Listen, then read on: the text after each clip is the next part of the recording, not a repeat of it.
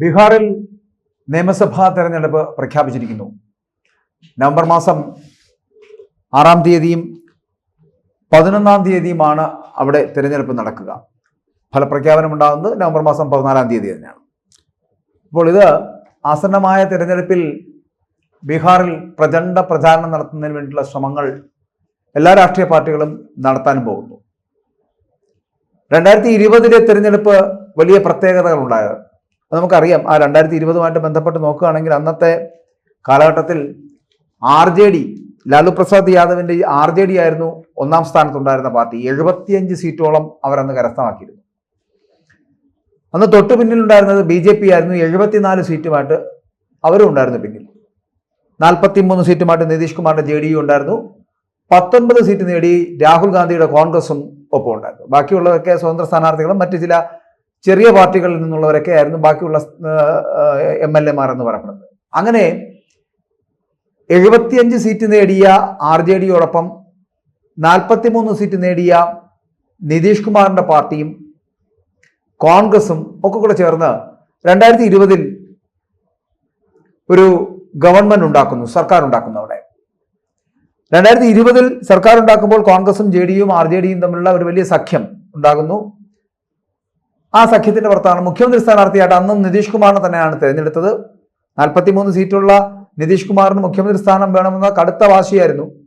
അതേസമയം 75 സീറ്റ് ഉണ്ടായിരുന്ന RJD അതിന് സമ്മതിച്ചു കൊടുത്തു, മൗനാനുവാദം നൽകി. അന്ന് തേജസ്വി യാദവിനെ അവിടെ ഉപമുഖ്യമന്ത്രിയാക്കുകയും ചെയ്തു.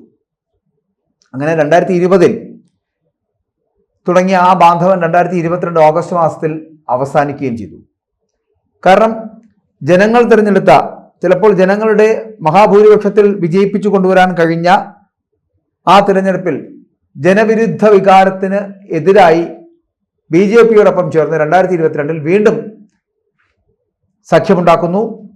അതിനടുത്ത ദിവസം തന്നെ മുഖ്യമന്ത്രിയായിട്ട് നിതീഷ് കുമാർ അധികാരത്തിലെത്തുകയും ചെയ്യുന്നു. നിതീഷ് കുമാർ എനിക്ക് തോന്നുന്നു 5 തവണയോളം അവിടുത്തെ മുഖ്യമന്ത്രിയായിരുന്നു ഈ ബീഹാറിന്റെ. പല മുന്നണികൾ ഉണ്ടാക്കി പല മുന്നണികളിൽ കൂറുമാറി നിന്നുകൊണ്ട് അങ്ങോട്ടും ഇങ്ങോട്ടും ചാഞ്ഞും ചരിഞ്ഞും ചാഞ്ചാടി നിൽക്കുന്ന ഒരു സ്വഭാവമുള്ള നിതീഷ് കുമാറിന് അധികാരം മാത്രമായിരുന്നു ലക്ഷ്യം.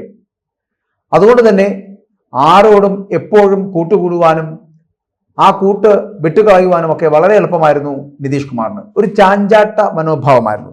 ഇവിടെ ഈ വരുന്ന തെരഞ്ഞെടുപ്പിലും ഇപ്പോൾ NDAയുടെ ഭാഗമായിട്ട് നിൽക്കുകയാണ് ഈ നിതീഷ് കുമാർ. ഇവരുടെ സഖ്യമുന്നണിയാണ് NDA മുന്നണിയാണ് ഇപ്പോൾ ബീഹാർ ഭരിച്ചുകൊണ്ടിരിക്കുന്നത്. പക്ഷെ ഇവിടെ ശ്രദ്ധേയമായ ഒരു കാര്യം, ഈ തിരഞ്ഞെടുപ്പിൽ 2025-ൽ ഇപ്പോൾ നവംബറിൽ നടക്കാൻ പോകുന്ന തിരഞ്ഞെടുപ്പിൽ വളരെ സൂക്ഷിക്കേണ്ടിയിരിക്കുന്നത് നിതീഷ് കുമാർ തന്നെയാണ്. കാരണം പലപ്പോഴും നിതീഷ് കുമാർ BJP-യോടൊപ്പം ചേർന്ന് BJP-യുടെ ഭാഗമായി NDAയുടെ സഖ്യകക്ഷിയായി അവരോടൊപ്പം നിന്ന് കേന്ദ്രമന്ത്രിമാരായിട്ടുണ്ട്. 2014-ൽ പൊതു തെരഞ്ഞെടുപ്പ് നടക്കുന്നു. ആ 2014-ലെ പൊതു തെരഞ്ഞെടുപ്പുമായിട്ട് ബന്ധപ്പെട്ടിട്ട് അന്ന് ഗുജറാത്തിന്റെ മുഖ്യമന്ത്രിയായിരുന്നു ഇന്നത്തെ ഇന്ത്യൻ പ്രധാനമന്ത്രിയായിട്ടുള്ള നരേന്ദ്രമോദി. അന്നപ്പോൾ 2014-ലെ തിരഞ്ഞെടുപ്പിൽ കേവല ഭൂരിപക്ഷം നേടിയ NDA അധികാരത്തിലേക്ക് എത്തപ്പെടുമ്പോൾ അന്ന് സ്ഥാനാർത്ഥിയായിട്ട് പ്രധാനമന്ത്രി സ്ഥാനാർത്ഥിയായിട്ട് നരേന്ദ്രമോദിയെ കൊണ്ടുവന്നു എന്നതിന്റെ പേരിൽ അന്ന് ഈ സഖ്യം ഉപേക്ഷിച്ച് നിതീഷ് കുമാർ മറ്റ് കക്ഷികളോടൊപ്പം ചേർന്ന് പോകുന്ന കാഴ്ചയും നമ്മൾ കണ്ടതാണ് 2014-ൽ. അതിനുശേഷം വീണ്ടും 2017-ൽ സഖ്യമുണ്ടാക്കുകയാണ് BJP-യുമായിട്ട് ബീഹാറിൽ. അങ്ങനെ വീണ്ടും മുഖ്യമന്ത്രിയാകുന്നു.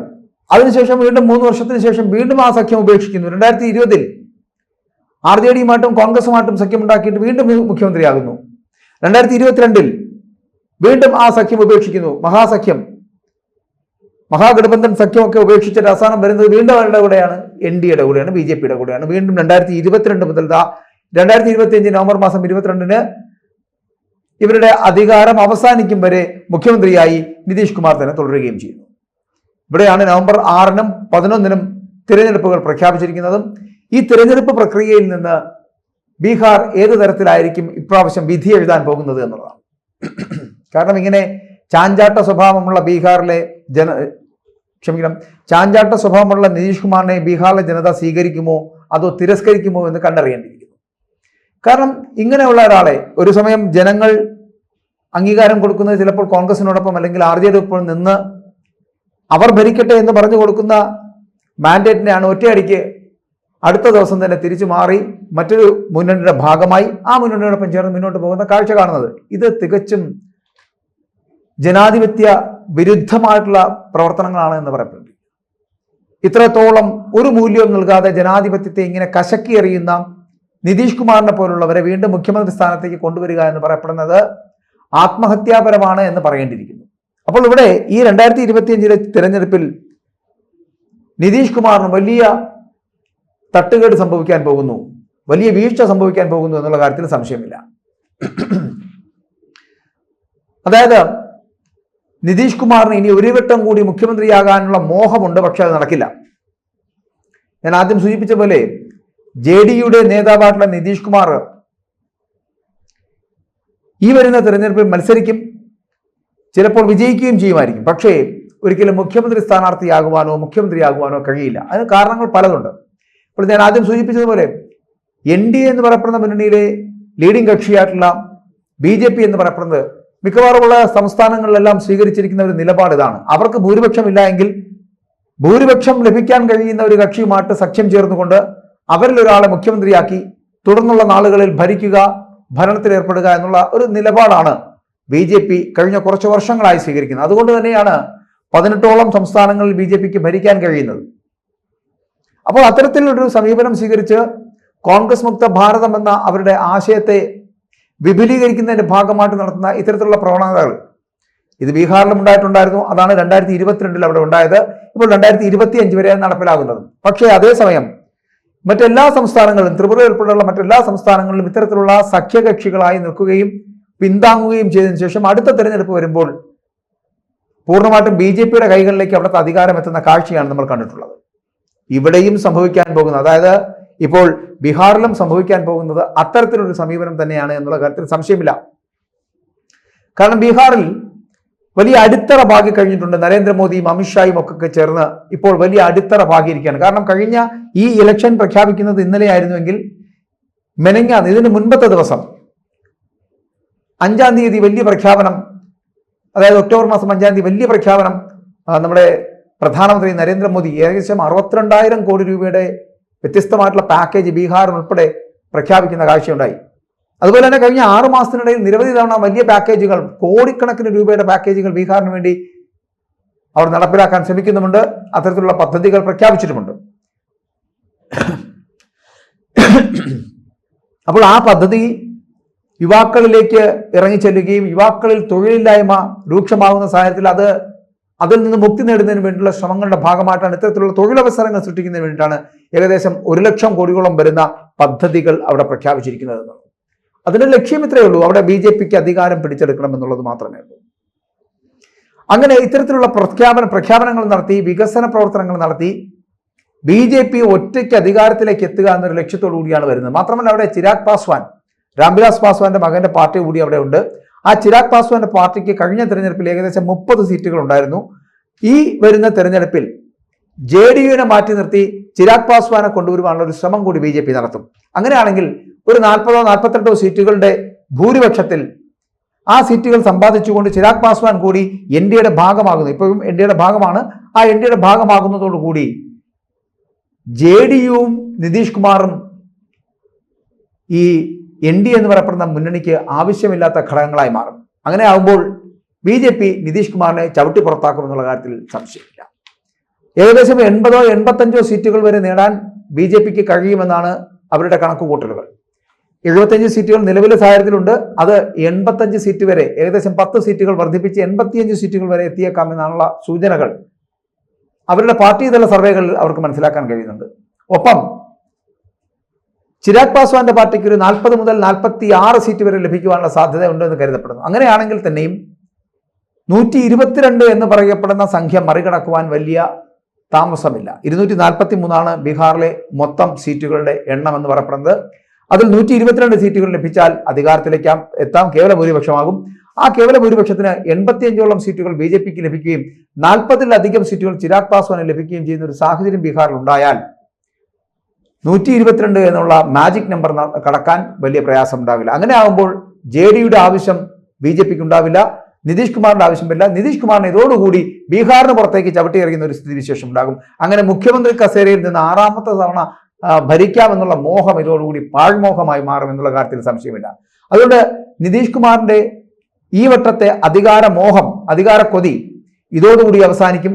ഇനി ഒരിക്കലും ബീഹാറിലെന്നല്ല ഒരിടത്തും ഒരു അധികാര കേന്ദ്രത്തിലും നിതീഷ് കുമാർ ഉണ്ടാവുകയുമില്ല. കാരണം ഇങ്ങനെ ചാഞ്ചാടി ചരിഞ്ഞാടി നടക്കുന്ന നിതീഷ് കുമാറിനെ പോലുള്ളവരെ ജനം തിരസ്കരിക്കുക തന്നെ ചെയ്യും.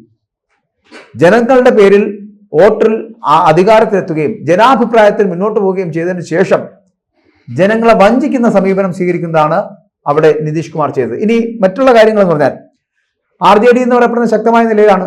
RJDക്ക് ഏത് വിധേനയും അവിടെ അധികാരം പിടിച്ചെടുക്കുക എന്ന ലക്ഷ്യത്തോടു കൂടിയാണ് അവർ മുന്നോട്ട് പോകുന്നത്. മറ്റൊന്ന്, കോൺഗ്രസ് അവരോടൊപ്പം കട്ട സപ്പോർട്ടായിട്ട് നിൽപ്പുണ്ട്.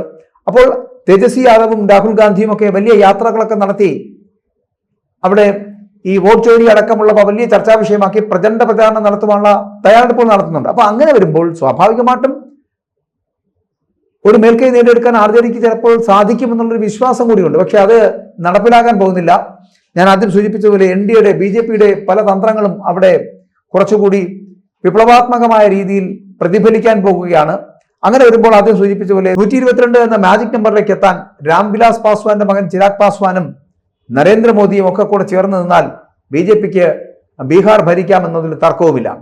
പക്ഷെ അവിടുത്തെ വോട്ടുകളുടെ നിയന്ത്രണം, അല്ലെങ്കിൽ ഇപ്പോൾ ആർക്കായിരിക്കും അവിടെ ഭരിക്കാൻ കഴിയുക എന്നുള്ളത് ന്യൂനപക്ഷ വോട്ടുകളിൽ, അല്ലെങ്കിൽ അവരുടെ ആ ന്യൂനപക്ഷ വോട്ടുകൾക്ക് പുറത്തായിരിക്കും അവിടുത്തെ ഭൂരിപക്ഷം ഉണ്ടാകാൻ പോകുന്നത് എന്നുള്ളതാണ്. സീറ്റുകൾ ലഭിക്കാൻ പോകുന്നതും ഈ ന്യൂനപക്ഷ വോട്ടുകൾ കണ്ണൂന്നി തന്നെയാണ്. അപ്പൊ അവർക്ക് പോലും, ന്യൂനപക്ഷങ്ങൾക്ക് പോലും പ്രീണനം നടത്തിക്കൊണ്ട് അല്ലെങ്കിൽ പ്രീതിപ്പെടുത്തിക്കൊണ്ട് അവരെ കൂടി സംരക്ഷിക്കുന്നു എന്നുള്ള ഒരു പ്രതീതി ഉളവാക്കിക്കൊണ്ട് വലിയ പാക്കേജുകൾ BJP പ്രഖ്യാപിക്കുന്നു, കേന്ദ്ര സർക്കാർ പ്രഖ്യാപിക്കുന്നു. ആ പ്രഖ്യാപനം ഏതെങ്കിലും തരത്തിൽ പ്രതിഫലിച്ചാൽ BJPക്ക് ബീഹാർ ഭരിക്കാനുള്ള സാധ്യത ഉണ്ടാകുമെന്നുള്ളതാണ്. അതായത് BJP ഒറ്റയ്ക്ക് ബീഹാർ ഭരിക്കുവാൻ പോകുന്നു എന്ന് വേണമെങ്കിൽ പറയാം. അങ്ങനെ ബീഹാർ തിരഞ്ഞെടുപ്പിന്റെ ആദ്യഘട്ടം എന്ന് പറയപ്പെടുന്നത് ഇന്നലെ ഔദ്യോഗികമായി പ്രഖ്യാപനമുണ്ടാകുന്നു. ഇന്നു മുതൽ പ്രചാരണ പരിപാടികളിലേക്ക് ബീഹാറിൽ എല്ലാ രാഷ്ട്രീയ പാർട്ടികളും എത്തുന്നു. ഇനി അങ്ങോട്ട് ഒരു മാസത്തോളം നീണ്ടു നിൽക്കുന്ന വലിയ പ്രചാരണം നടക്കാൻ പോകുന്നു. അങ്ങനെ വലിയ പ്രചാരണത്തിലേക്ക് എത്തപ്പെടുമ്പോൾ തന്നെ ആർക്ക് വോട്ട് ചെയ്യണമെന്ന് ജനങ്ങൾ തീരുമാനിച്ചിട്ടുണ്ടാകും. എങ്കിൽ കൂടിയും അവരുടെ പാർട്ടിക്കാർ നടത്തപ്പെടുന്ന സർവേകളുടെ അടിസ്ഥാനത്തിൽ BJPക്ക് അധികാരത്തിലേക്ക് എത്താൻ കഴിയുമെന്നുള്ള വലിയ പ്രതീക്ഷയിലാണ് നരേന്ദ്രമോദിയും അമിത്ഷായും ഒക്കെ ഇപ്പോഴും ബീഹാറിനെ കുറിച്ച് ഓർക്കുന്നത് പോലും.